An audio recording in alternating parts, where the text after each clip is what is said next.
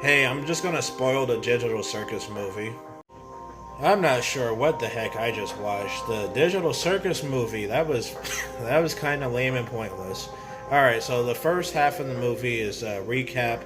Well, no, not even a recap. It's just flat out showing the previous episode where Kane he ends up dying or something like that, and then the first 10 minutes of the actual movie, the characters are all depressed and sad and stuff, and yeah. So then Jax, the rabbit guy, we get like 20 to 30 minutes of him just trauma dumping.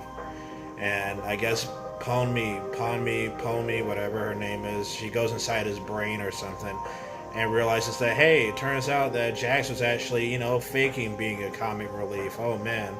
Didn't see that one coming. And it turns out Jax has some sort of realistic, tragic backstory. Oh, I was homeless. Oh, boo hoo hoo. It's kind of that. It's basically Jax just trauma dumping. And look, I have nothing against sad media. I like Waltz with Bashir. I like BoJack Horseman. But geez, man, it's just, I mean, why was this even called the Digital Circus Movie? It should have been just called the Jax movie. The Jax spends most of the movie trauma dumping. And then the characters, they get their shit back together and they're a little less depressed. And they move Jax to like a dark area or something because I guess darkness helps for some reason. And then hey, Kane, he's back. Kane is back. Despite getting deleted, he managed to make a comeback.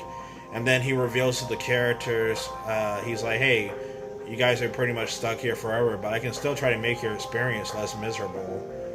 And then the characters are like, oh, well, Kane, you tortured us, but I guess we can forgive you over time. And then it's revealed that, I guess, the characters, their real selves, are actually still out there in the real world, but their digital selves are still stuck inside Kane's universe or whatever. Yeah, so that happened. And yeah, the characters are basically stuck inside the Digital Circus world forever. Um, but hey, at least they're not being tortured anymore, I guess. And yeah, that was the movie kind of felt pointless. It wasn't really funny. It wasn't even that sad either. Like I said, I do like me some sad movies like Schindler's List or 12 Years a Slave or Grave of the Fireflies, that kind of stuff. But I don't know, I just didn't feel sad at all watching this. I was like, yeah, that happened.